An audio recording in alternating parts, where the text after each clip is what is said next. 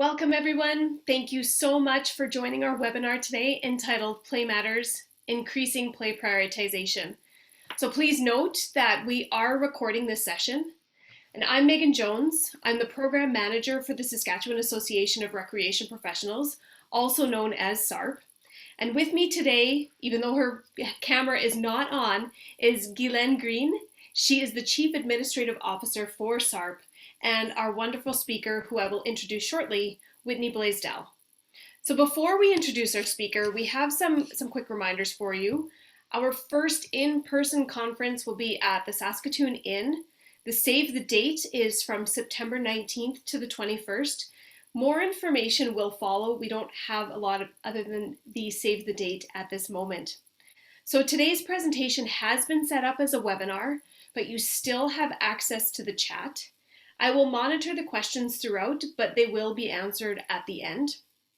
So Whitney Blaisdell is a prize-winning PhD student at the University of Regina with a research focus on play and community. She is also one of my neighbors, and we have bonded over conversations about outdoor play, parks, and recreation, and school. So her master's thesis, Reclaiming Play, an Individual and Community Movement Towards Playfulness, was found meritorious for nomination of the Distinguished President's Graduate Student Award. Whitney has over 10 years of experience working in the community-based sector with children and families, was formerly a Regina Public Schools teacher, and founded the nonprofit organization Project Play YQR around her research. Whitney currently serves as the co-chair of the Regina Area Early Childhood Network and is an active member of the Canadian Association for Young Children. So Whitney, the floor is yours. Thank you so much, Megan. And hello to everybody. I haven't ever delivered a presentation in the webinar format, so it's strange not being able to see you, but I thank you so much for coming during your lunch hour to see this presentation and to talk with me about play and to share what you have to say about play as well near the end. And I hope that to get something out of this, I do have just an opportunity right now. If you came to this presentation and there was something in particular that you wanted to talk about or to learn more about or to sort of explore together, if you wouldn't mind putting that in the chat now. Hi, Danielle, it's so nice to have you here. I saw your name on the registration list and I was so excited that you're here. Then right now, if you wouldn't mind, if you have something that's sort of a burning question or something that you would really like to explore, you can feel free to put that in the chat now, and I'll make sure that as I'm going through the conversation, since I could talk about play for hours, I'll sort of hover over whatever your questions are. And if you don't have any and you're happy to just enjoy and sort of go with the flow, then that's great too, whatever works for you. Hello, Kristen, Faith, Jennifer, and Kevin. Awesome. Helen. Okay, thanks so much, everybody. Stephanie, welcome. So if you have any questions, you can feel free to put them in the chat, and then I'll try to sort of just work my way into getting through the presentation. And if not, I'm trying to save lots of room at the end to be able to really engage together. So the plan is that I'm going to quickly talk about play and sort of make sure that we're all landing on the same page when we're talking about play, and look at some research on the need for more play prioritization, and look at some play in communities and some local research findings, and then some recommendations for action and sort of a reframing of our work that we do as many different recreational professionals as really activists. And then we have time for discussion. Hello, Linda and Nicole. So to start, I'd like you to just think of 3 of your favorite childhood memories, or really strong childhood memories that you can think of. And I'm going to give you a few moments to where I'm going to actually be quiet for a little bit, to just shift through what's starting to stand out, and then start to look for patterns in the different memories that are coming up.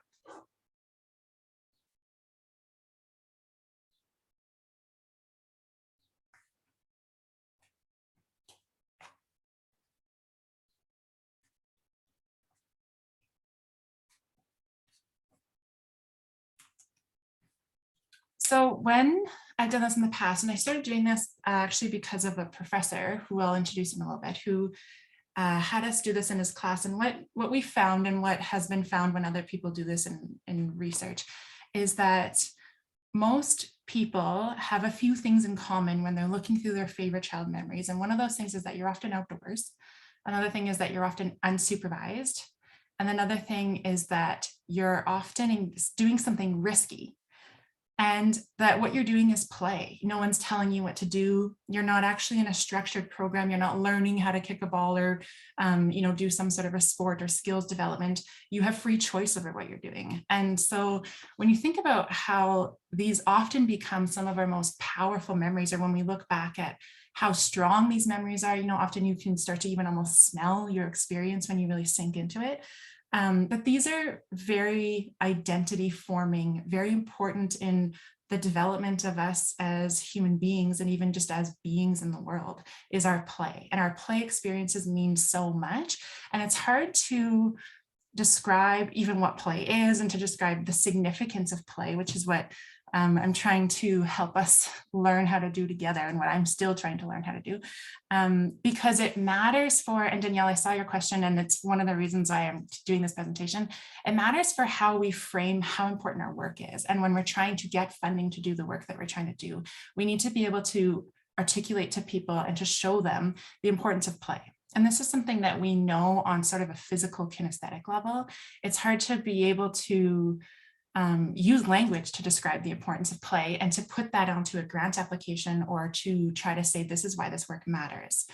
But when you even just think of how it informs who we are, and how our memories are play, and our bodies remember play, then we start to really be able to see how important this is for human beings.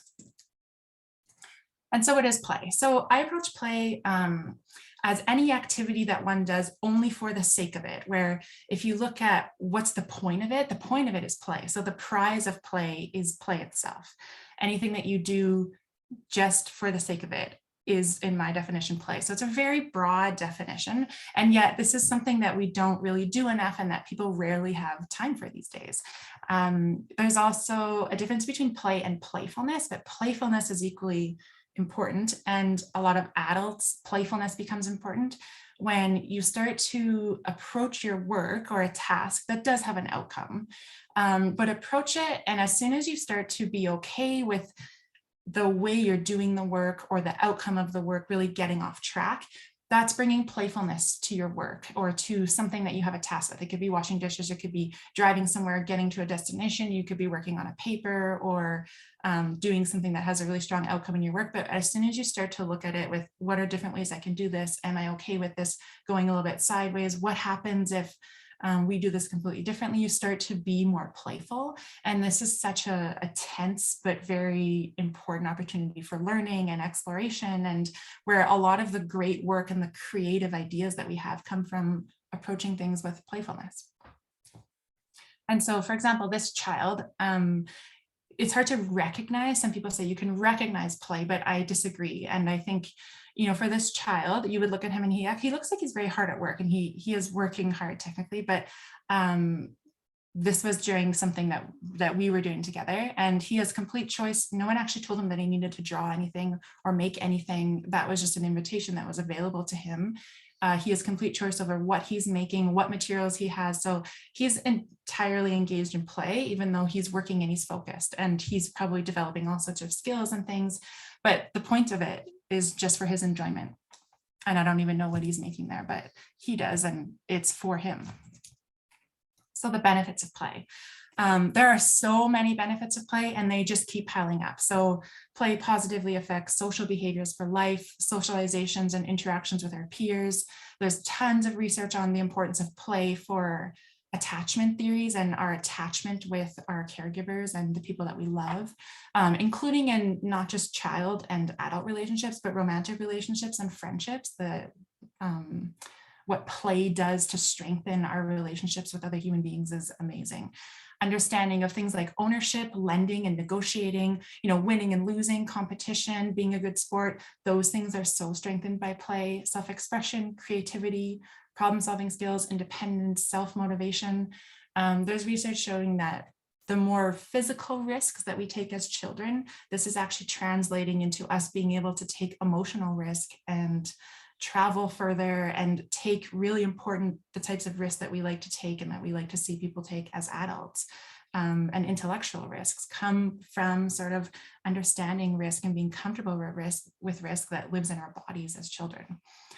Language development is strengthened by play. Identity, which is an important component of sort of narrative, and language and identity are so strongly related, and play strengthens both of them. Our physical health, emotional health, spiritual health, play is just this amazing thing that people are starting to really pay attention to because they're conscious that we're losing it. And so the research is just piling up on the benefits of play.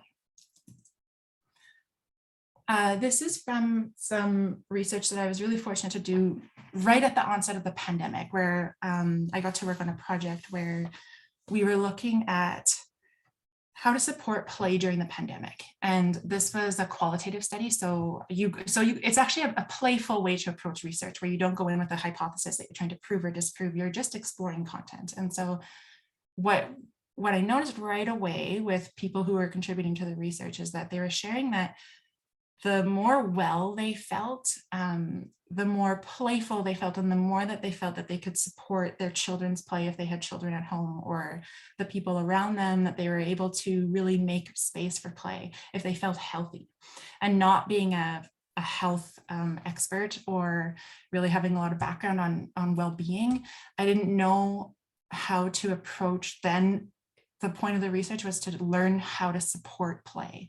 And so looking at that connection between play and well-being, the task was sort of, okay, so how do we support well-being? And so what we ended up doing, and I think it's important that I acknowledge that I'm not a Canadian Indigenous person, but together with participants, we started looking at all these different models for well-being and trying to decide what felt like it worked for us. And there were Indigenous participants in the research, but what we collectively landed on was a medicine wheel as being sort of the most seemingly true version of a model to support well-being. And so looking at spiritual, mental, physical, and emotional health and trying to sort of feel in balance with them. And what I found really amazing about looking at a medicine wheel and a lot of the learning that we were doing together is that the emphasis isn't on being perfect or working really hard in every area. It's on both being stimulated and really challenged, but also finding rest and restoration within each quadrant and seeking balance also between them. And so, for example, during the pandemic, there was also, it was after the murder of George Floyd, and there was a really big kind of uprising in the Black Lives Matter movement. And a lot of people were reading a lot of, stories and engaging in things on social media. And they were feeling really mentally and emotionally overstimulated and challenged. And so they started sharing that physically their bodies were craving rest. And so potentially this is really trying to kick itself into balance by something's on overdrive, so something else is going to kick back down, is what people were sharing. So we started looking at, okay, what activities do people find both stimulation and restoration for each quadrant? And if you look closely, this was maybe I think around 11 really in-depth personal either Zoom or phone participants who lent a couple hours of their time each, but then also hundreds of online responses because we were surveying people and then coding through their responses to see where they're falling and what they're saying is supporting each area of this quadrant. And so what came out of this is these activities were the most common. And what was so interesting, especially because we were just trying to learn what is supporting well-being so that then we can support play. But what happened is people identified play, and it was the single only activity that they identified as both stimulating and restoring every single quadrant of their health. And this to me was a sort of a breakthrough in the findings, in that this starts to begin to show us how important play is. It's so hard to find the language to do it. But when you look at, okay, there was a study where people identified it as the single only activity that supported their spiritual, mental, physical, and emotional health, not just stimulating it and challenging it and helping them learn and grow, but also providing them rest. You can put that into grant reports, or you can start to explain that. And no one really argues with that you say that to someone, and I think we all feel that. So this is some important work that still needs to, there's still a lot of research to do and a lot of work to do in beginning to help people take play seriously. And I know I'm preaching to the choir, but to help us learn how to share the seriousness of play. This is where I fall in my advocacy for play, is that we can look at all the benefits of play, and we know that it supports all these areas of our health, and it's good for our language development, and children are really, I sometimes don't like what I see happening to children and in early childhood education. It's often not even coming from early childhood educators, it's coming from other sources. But this need, even when we talk about child development, that children are developing into something, and that we're trying to help them develop into this sort of person that we idealize, that they're reaching towards, and that they're not already sort of a complete person. And when we look at play, where I fall is that the research that involves children on what they say about play, they're often saying that the number one reason why they choose to play, why they enjoy playing, and why they continue to reach for play is because it makes them happy. And I think we need to sort of do a full stop there and realize that, you know, on this spinning rock that we're on, and all of us don't really even know why we're here or what we're doing, and we think all these things really matter, that when we hear children say that something makes them happy, or that people, it's not just people, it's also adults, that we know something that can make them happy, we need to take that very seriously. It's sort of a small miracle to be happy on this planet that we're on, with all the things that we're constantly being confronted with. And so the number one reason why children play is because it makes them happy. This is this Brockman study where they were looking at explorations for children's motivation for play. They said to be happy, to relieve boredom. I found this interesting, including from watching television, pardon me, and to feel a sense of freedom or escape from adult control, rules, and structured activities. One children said, sorry to move your chat over, we all want to be able to make sure we can do sometimes what we want, not what adults want. And another said, I like playing stuff that's sort of like freely, so you don't have to play against a rule. And so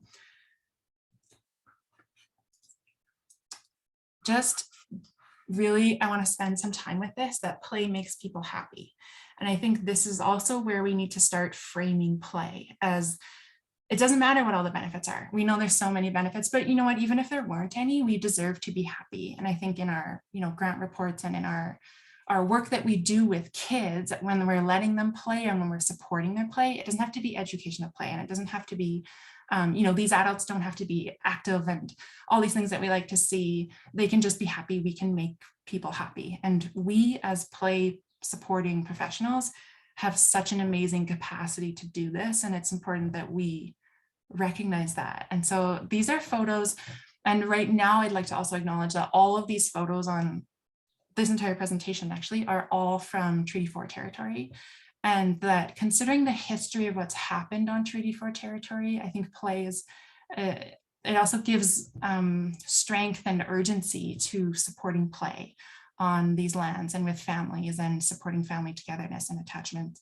And also attachment, not just with human beings to human beings, but also to the land that we're living on, and given its really dark history on these lands too. And so I'd like you to look at these and think about your work and sort of reflect on it, and look at what I found when I was going through these photos, which are just photos of our programming, was the smiles and how often people look like they're proud of themselves. So I'm going to sort of be quiet for a little bit and let you just look and reflect on your own practice and how important your work is.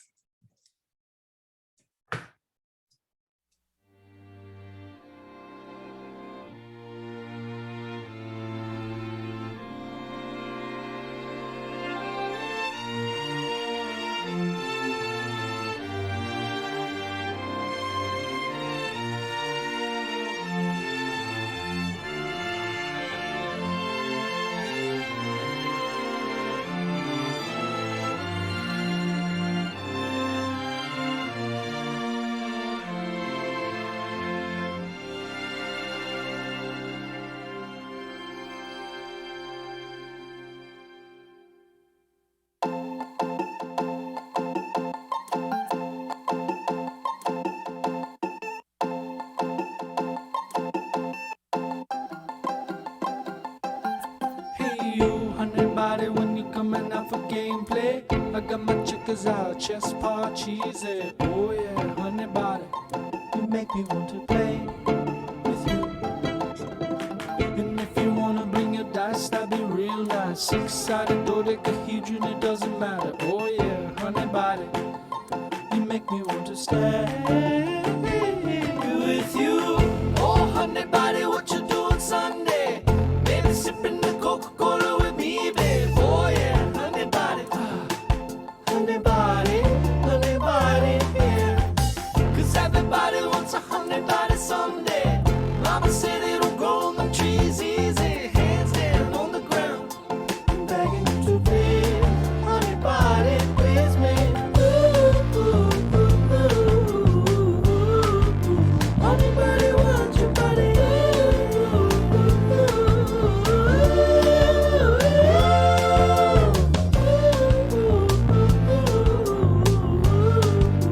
Honey body, want your body.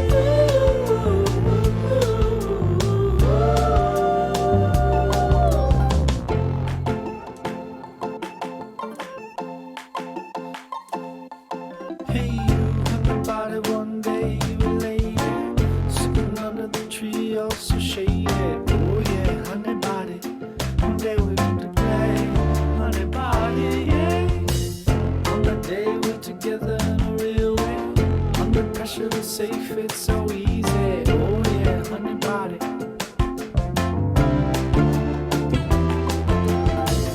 Oh honey body, what you doing Sunday? Maybe sipping the Coca-Cola with me, babe. Oh yeah, honey body, honey body, yeah. 'Cause everybody wants a honey body someday. Mama said it'll grow on the trees easy. Hands down on the ground, I'm begging you to please, honey body, please me. Ooh, ooh, ooh, ooh, ooh, ooh.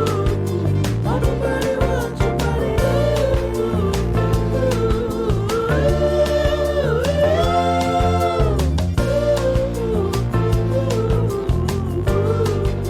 honey body, want your body.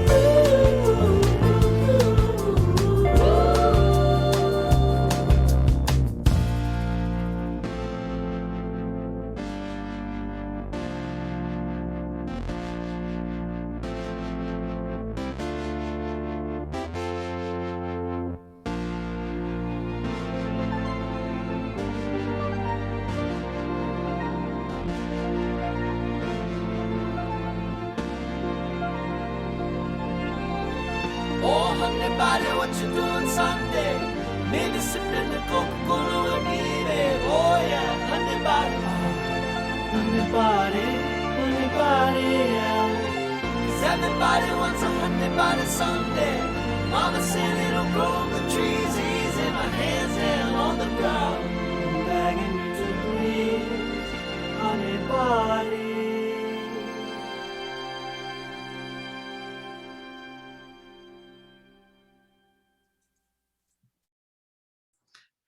And so when we are able to start to reflect on play and think about it and understand it and look through our own past and how memory forming and identity forming it was for us, it's easy. And I know again that I'm really talking to people who already care about this so much, but we start to feel, I know for me, I feel really threatened by the decline of play. I want people who live after me to have the experiences that I had, and I know that I didn't even have the experiences that my parents had. And so there is research is starting to pile up on the decline of play. And there have been researchers who have been screaming about this for decades. And there are 3 studies that I like to talk about when we're looking at the decline of play. And one is by someone named Leah Karsten. And she did a study where she looked at 3 generations of people living in families who all lived in the same geographic location, the same place, and learned from them how play changed, what their play experiences are in these 3 generations. And she said that the difference between what a 5-year-old child, what their play experiences would be compared to 2 generations ago are striking, and that we would hardly believe the difference in how far children can roam and explore, what the landscape looks like for play, how children's days are scheduled, what their family situations are like, and all these different factors that are affecting play. And her work also suggests that, and this was already in 2005, which is already so long ago, that it's just continuing to grow and that children's opportunities for play are shrinking. Dr. Patrick Lewis works and used to live in Regina and work at the University of Regina. Now he moved out west, but he has a paper. He's the professor also who I took a course from that was so transformative, but his paper is called The Erosion of Play. And he looks at also, he calls it the erosion of play, and that play isn't just shrinking, but it's also eroding and it's shifting and changing in all these different ways. And he goes through the different ways that it's changing and what's affecting play. And then Dr. Stuart Brown, I sort of hate talking about this study, but I always do. He writes about being on a panel of researchers who were examining what is contributing to someone being a serial killer. This sounds so dramatic because it is, but he was one of the researchers who found that when you're looking at the lives of serial killers, one of the only factors that they all share at the time, 2014, that he was doing this study, was that for all different reasons, they're all from, different socioeconomic backgrounds and have different life experiences, but that they were extremely play deprived. And his work seems to shine light again on how play makes us human and helps us to interact with other people and to have theory of mind and see other people as sort of part of who we are. And again, with non-humans as well, I think. But his work is really scary, and I think it should scare us in that play isn't something that we can continue to take for granted. It's something that is extremely important to who we become. So factors in the decline of play that come out of this research, often urban development and design. People are looking at how land is changing and being sort of overdeveloped often, or developed poorly as well, when people don't always consider designing for play, which is something I like to look at. Overprogramming, we really overprogram children. There's a lot of research that suggests that children are overprogrammed, and that because of this, they're developing a lot of anxiety and things. And lack of prioritization for play. This is a huge problem, is I think learning how to articulate and learning how to understand that as human beings and people that are just living on a planet, that we're missing the point, and that we need to stop, and it's okay to do something only for our happiness and support others' activity and fund it and put money behind it, and put professionals in front of it, and that this is an area that absolutely deserves our time and attention and money.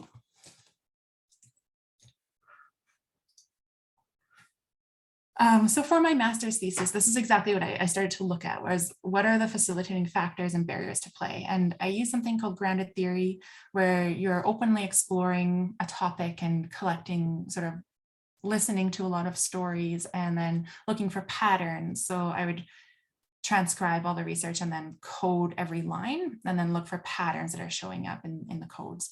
And then autoethnography was also examining my own experiences and sort of spending about a year looking at my own barriers and what's facilitating play for me, and sort of comparing it and contrasting it with what's coming out of the stories I was listening to, and then doing some action research. So I wanted my research to live in the community and to have a purpose and to actually inform the community and not just sit on a paper. So I started documenting play spaces and sharing them, and this picked up way faster and way actually earlier than I even wanted it to, but it seemed to be sort of filling a need in the community, that people wanted a resource where they could see different play spaces and parks and places to go, and to see also, I think that play matters, and this was sort of affirming for people to have a resource that supports their play. And so looking at the physical benefits of play, and there's a lot of research actually on what type of spaces facilitate play, and open and natural spaces continue to come out on top. And spaces where children can be active and actually engage with natural materials over sort of playgrounds and constructed materials. And just a plug for the website that we're still working on, and it's very much a work in progress. So right now it actually needs a lot of help, but we're trying to build it, is playyqr.ca, where if you go to play spaces, we do have photographs and information on different parks and play spaces in the city.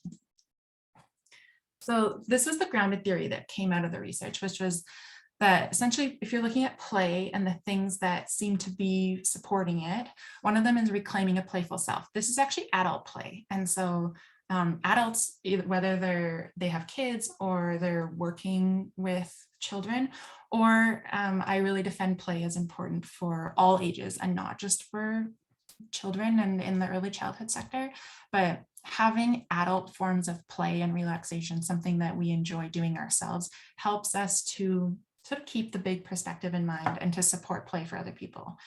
Reclaiming community opportunities for free play. And I think that's a space that a lot of us are in, is trying to support play in the community and trying to give people an opportunity to come and gather or learn something new just for fun and to support their play opportunities.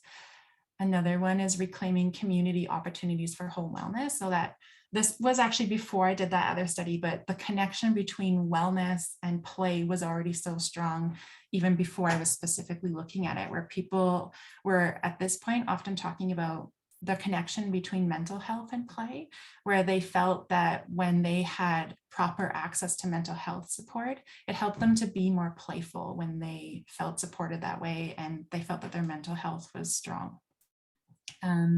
And reclaiming children's play opportunities and early learning in school settings. An interesting finding out of this was that the way that schools and childhood centers sort of talk about play and the narrative they create around play really matters in the community. And children are what they come home with in their backpacks, what goes on Seesaw, what teachers are assigning for homework, what seems to matter in these spaces. The whole community is actually paying attention to that, and you're creating a story about what's important for kids and what's important for human beings, sort of, because this is where we all understand that human beings sort of develop in a certain way in these spaces. And so you have a lot of control for professionals who might be in those areas over setting the tone for play for your whole community by saying that it matters and supporting it within your work. And then surrounding all of this is the awareness and prioritization of play.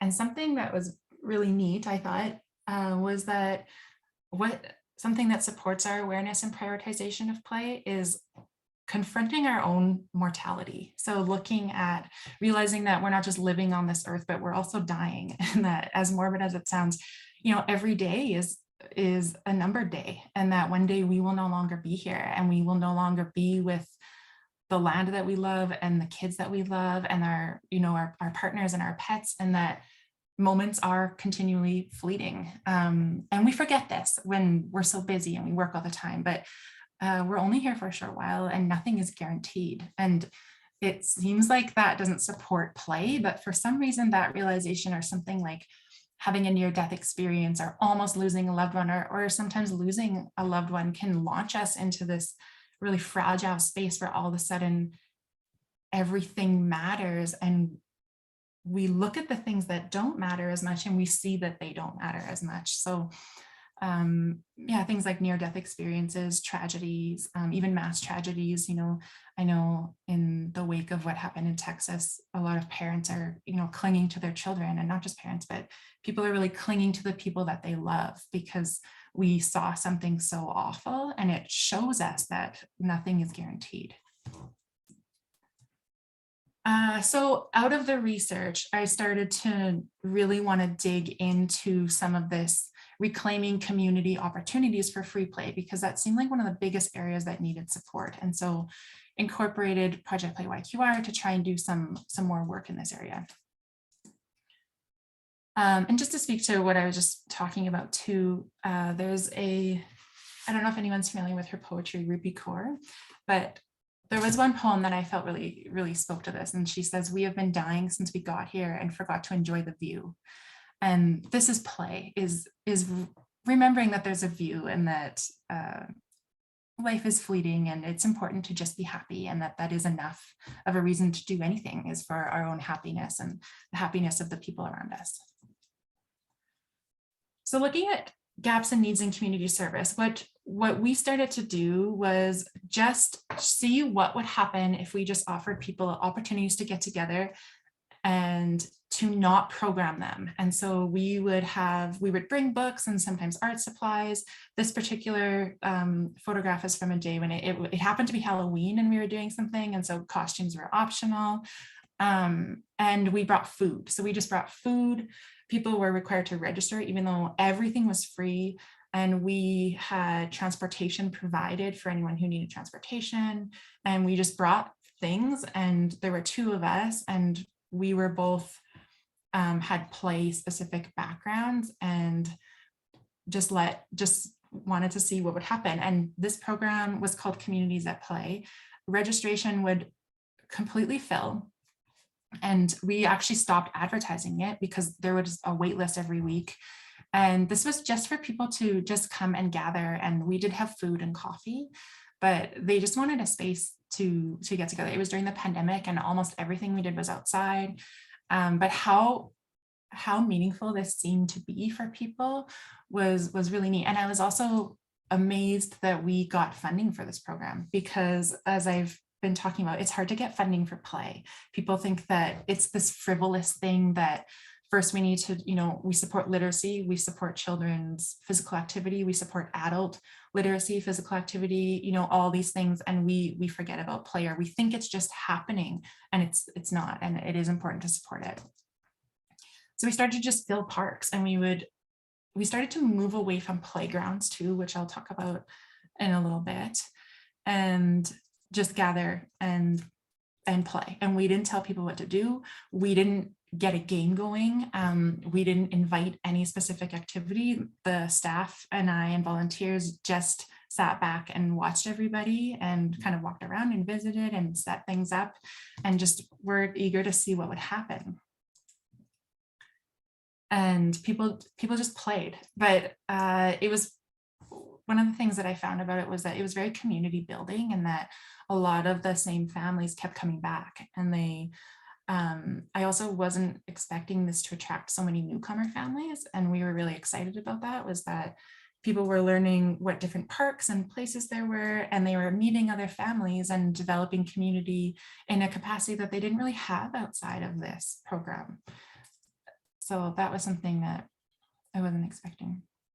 We went to galleries, so we started to collaborate with other organizations to show off what's happening in the city. So we collaborated with the Mackenzie Art Gallery, Regina Public Library, and the Regina Early Years Family Resource Center, where they would just let us come and kind of take over their space, which was so much fun. And to also bring play into their spaces, and to show that galleries can be playful and libraries are playful, and to fill these spaces with children and people laughing and talking was great.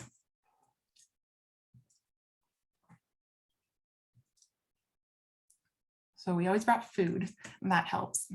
It also, there's interesting research on how being around, actually interesting enough, both play and food, this isn't my background, I don't have kind of a neural background, but for people who do, it apparently has an effect on our regulation. And so being around food, or hearing people laugh, or seeing people play is a huge signal to us that we're safe.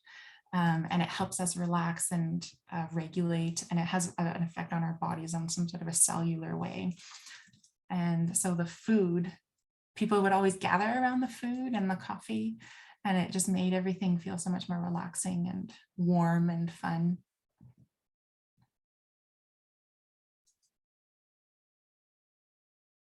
And it was amazing how quickly children just start to make up their own games and make up games. And there's a researcher named Peter Gray, and he talks about this on extensively. And he talks about how when children are making up their own games versus being programmed by adults, it's so much better for them in ways that, if there's someone who's really great and has amazing skill, they'll often give themselves a handicap, or children will sort of force a handicap on them and say, you can only kick with your left foot, or you have to turn around backwards when you kick. Or children who aren't as strong or who are smaller are often given some sort of an advantage, and children are naturally navigating this. And it is amazing to see how quickly they just pick up and start learning a game and teaching themselves rules and negotiating things. And they have a natural gift that they're just inherently born with, children and human beings, at creating sort of equity and fairness in ways that as adults we add all this bureaucracy around, and we're not as good as it. And I think we lose that when we start putting jerseys on everybody, and you're on this team and you're on this team, and there's really strict rules that everybody has to follow. The way that children do this, where everybody actually has different opportunities within the game, is very exciting to watch.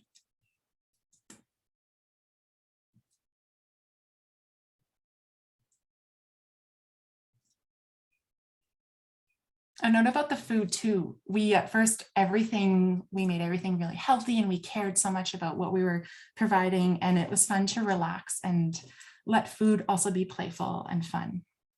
And it felt a lot healthier actually to do that.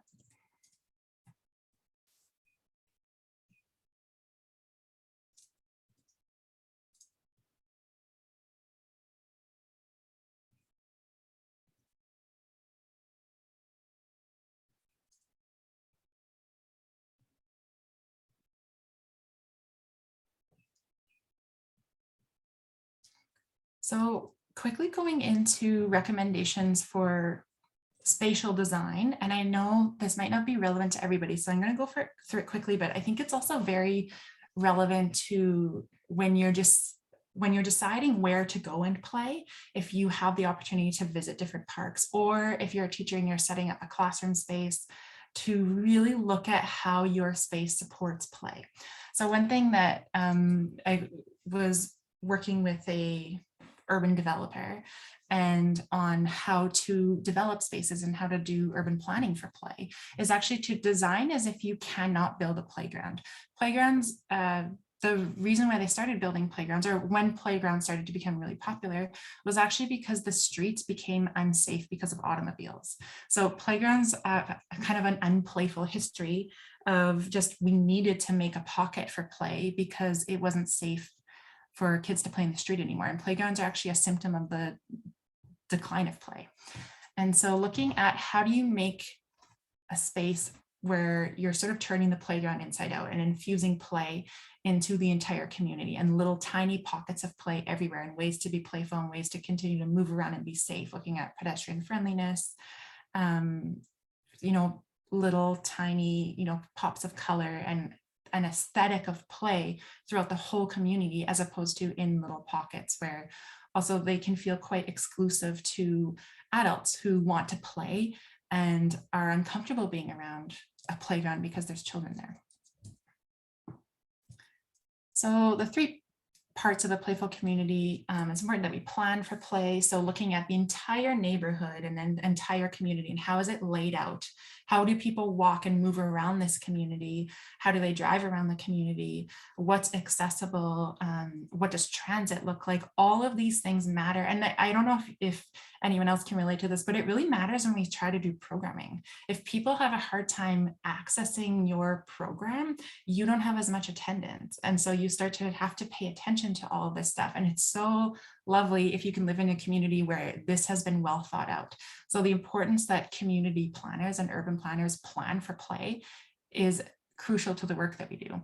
And then designing for play. So when you look at the design of a specific play space, of a classroom, of a playground, that really matters when you're looking at playability. And then a lot of people forget about this part, is then collaborate for play and activate your community spaces, bring people into your classrooms and your programs, try to make relationships with other organizations. And this way you start to build bridges, not just between your organization and the other organizations, but between your participants or your students or the children who are in your group, who all of a sudden know about these other play supporting avenues and now have a whole door opened for play.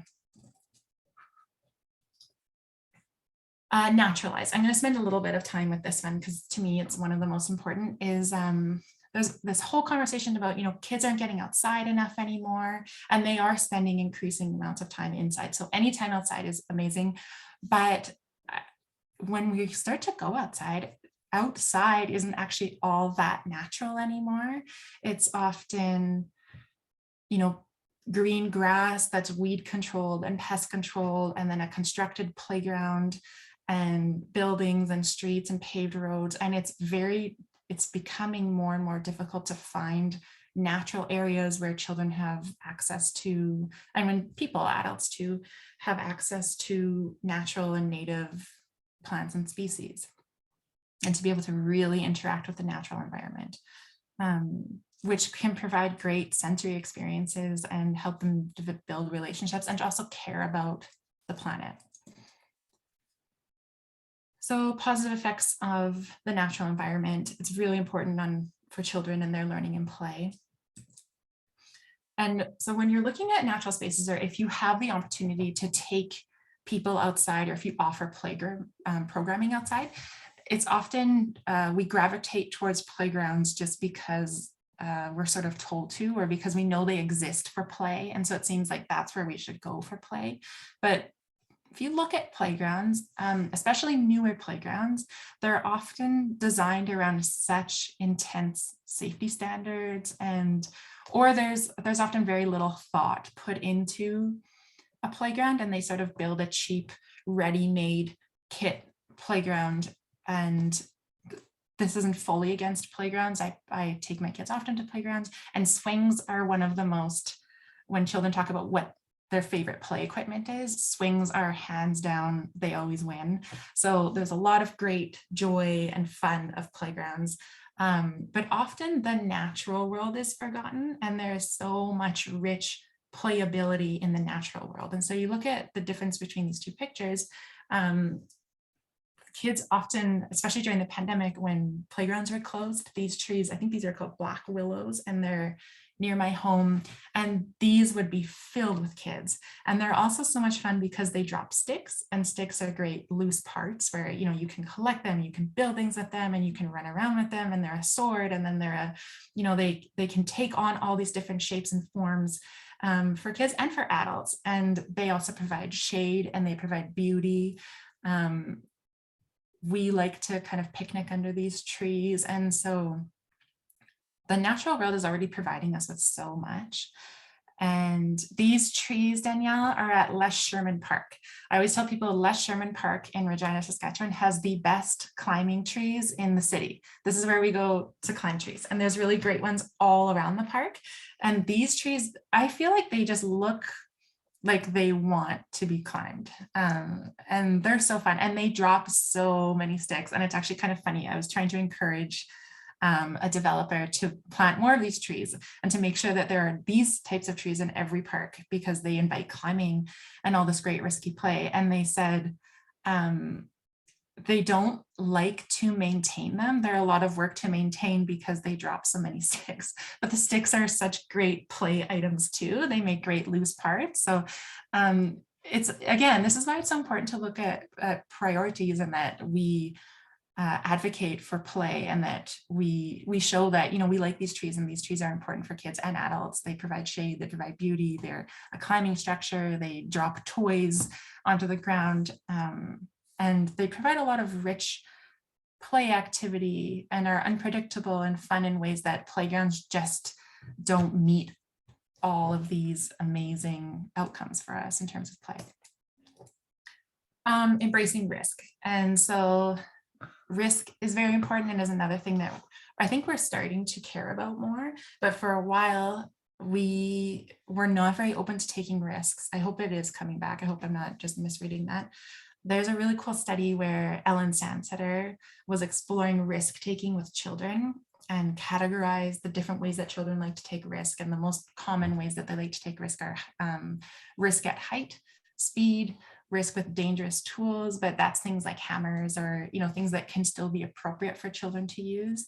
Rough and tumble play, so just playing with other kids, where sometimes they get a little bit hurt, and it's actually okay and very important. dangerous elements disappearing or getting lost. And so looking around your play environment to see, are there opportunities for these different ways for children to take risks? Lighting. Lighting is extremely important for making sure that people can get to play spaces and that it's safe. Again, planning for the journey. What does the journey to the play space look like? This is a whole avenue for play, is just getting there. Are we cycling there? Are we walking there? What's it going to look like on the way? Do I feel safe on the way? This is a gallery in Cathedral area in Regina, Saskatchewan, where they change out these artworks seasonally, and they have kids make them and they change them out. And I purposefully walk by here all the time on my way to go out and get groceries and things like that. And it turns my daily commute into a play. Extending the visit, looking for things like, is there water there? Is there a bathroom there? Are there picnic tables there? These things really matter when you want people to either visit your space or when you're going to do a program in a space, where essentially looking at, can people have their basic needs met where we're going? And then all of a sudden those little deals of, I have to use the bathroom, or I'm thirsty or dehydrated, or I just want to sit and rest for a bit, are not a big deal, because you have ways to do that there. So this is also very important. Collaborating with different organizations, the community. Does the community see itself reflected in the spaces that you're bringing people to play? Can your play participants have some sort of a way where they're actually affecting the space? Co-construct. So can you make spaces, classrooms, programming, where people actually have control over the physical area and they can shift it to be what they want, instead of having a space that is permanently the same all the time, where they have some control over it? This also makes it so exciting to visit a space, because you don't know what the last person that was there has maybe done to it. And then be playful. So often it's this ironic thing that we can sometimes do with playground design or classroom design or program space design, is that we have a slide, or we have, a trampoline. This is for jumping on, this is for sliding down, and we even make rules around it. What happens when we make shapes and forms that have no purpose is that you invite actual play, where you don't know what people are going to do with this design. And that's where really neat stuff can happen, and you invite difference and different ways to interact with it. And you also invite more adult play when you don't have something that you look at it and you say, I know what that's for. That's to slide down, or that's to jump on, or that's to balance on, when there's not a right way to interact with the things in your environment. And then I just wanted to have a couple photos to show that this isn't just for outdoor play, and it's not just for children either, or for recreation professionals in a really specific sense. It can be for teachers and whatnot. So we have a little bit of time for some discussion. And so I was curious to hear what barriers, or if you also have something to share that really helps you play or provide play programming. And then I do want to take a little bit of time if you have questions or stories as well. I saw something in the chat. Jessica. Yeah, there's a question from Kristen Christensen. Okay. So the first question was, how do you balance the need for risk management with the need for risky play? She has two parts to that question. I'll ask that one first, and I'll allow you to answer. So how do you balance the need for risk management with the need for risky play? Okay, I love this question. So what I have learned to look for is, when risk is so important, and also our bodies, when we're really young, if you're working with children, the more often that they get hurt, even our bodies themselves hold knowledge, and they learn how to avoid risk, and they get better at navigating risk, and they learn how to heal. Learning how to heal is an important part of being a human. So getting hurt is just a natural part of that. But what I've started to do is look for, there's two really serious ways that we can get hurt, that we don't want to get hurt. And one is head injuries, head trauma, or spinal injuries. And this is mostly playing at a really great height. Other things like running with sticks. When you can picture something really bad happening, that's when I'll usually try and pull back a little bit. But I'll often look at groups that I'm working with and think to myself, can they suffer a major head trauma or spinal injury?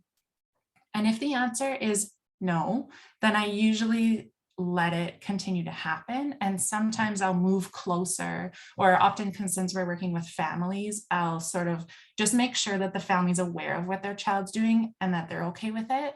And that helps me feel comfortable. If I'm really uncomfortable, I have to check in with myself first. And I think if I think that my discomfort is valid, I'll make it stop. But if it's often not, and kids also, when we suffer injuries as adults, they're more serious. If I fall, I'll probably break a bone or whatever, but kids are so much more resilient. And so they know that, and their bodies know that. So it's natural for us to react when it's not necessarily, we don't have to, if that makes sense. I don't know if that doesn't answer your question, let me know.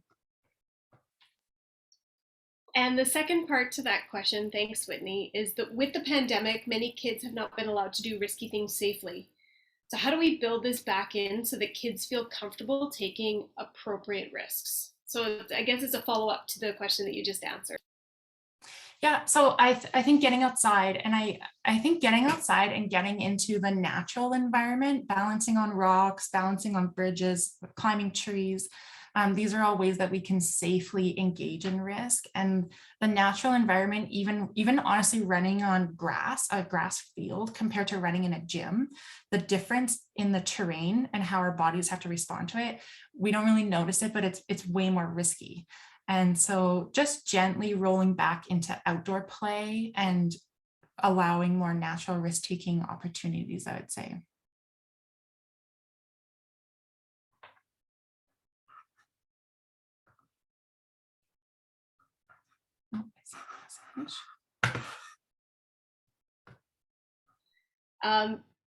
Jessica's question, she said, I don't have a question, but I wanted to say this is great to listen to. I work in a long-term care home as a recreation coordinator, and there are many barriers surrounding play. I find that attitudes surrounding play from staff and residents themselves provide the biggest challenge. A lot of us have this challenging mindset that play is just for children, always looking for ways to break those barriers. So that's from Jessica. And then Faith Jasper, who is a student of mine a few semesters ago, so is working with older adults. Risk can be extremely scary for them. Mm-hmm. In regards to pushing the boundaries of risk and reward, do you have anything they would recommend for this age group? Thanks.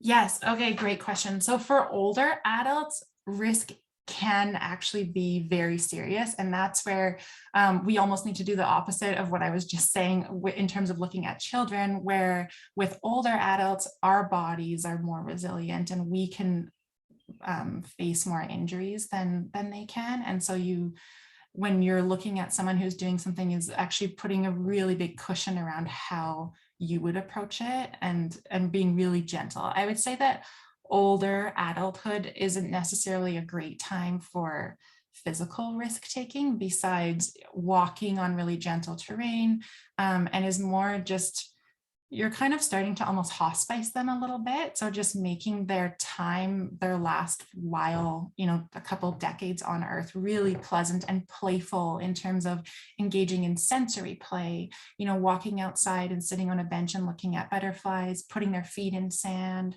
having I think a water table for older people is actually really nice, water beads. So really gentle sensory play, and that risk, they've already probably taken a lot of risks, and we're not really looking to, kind of train their bodies to engage with risk as they get older. So more sort of gently rolling it back down into just having a pleasant experience. Thanks, Whitney. And Jess Reimer, our last little comment is, I completely agree, Jessica. My research is on play, adulthood, and cultural constraints. I'm a big fan of Whitney and her work, as it opens the door to conversation and advocacy for play as a lifelong health promoting behavior. So it's a great way to end off. And thank you so much, Whitney, for this amazing topic, reminding us about play, its benefits, why it matters, how it can contribute to our happiness, how kids can naturally integrate equity and fairness within play. And that's so true, something I've seen, how food can be playful and fun. sometimes take the fun out of food.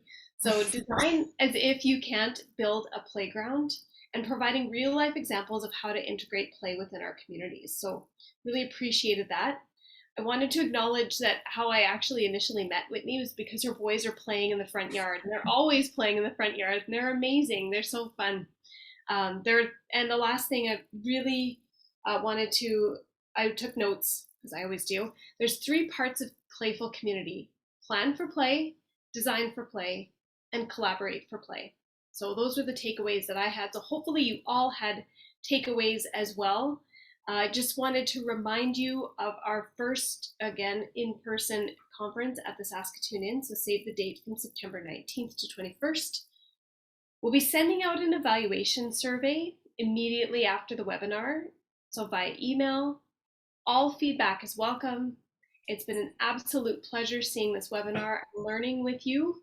And I'd like to extend a heartfelt thank you to Whitney for doing this. And a thank you for all of you for attending our webinar. Whitney, do you have any last words? No, thank you so much to everyone who came. And I did just quickly show my email. I'll put it, oop, am I gonna put it back? Yes. So if you need anything or have any follow-up questions, I'm so much more than willing to engage with you. So let me know. You can send me a quick email about anything and I'll get back to you, because I know there's a lot of different professionals and people who have attended this that might have different things or things that they also want to teach me. So if there is something that you think you'd like me to know, please do, because I really like learning about this. So thank you all for attending our webinar and have a wonderful week. And we will be posting for our June webinar in a few weeks as well. We'll give you a couple weeks to register for that. Thank you again and have a wonderful day.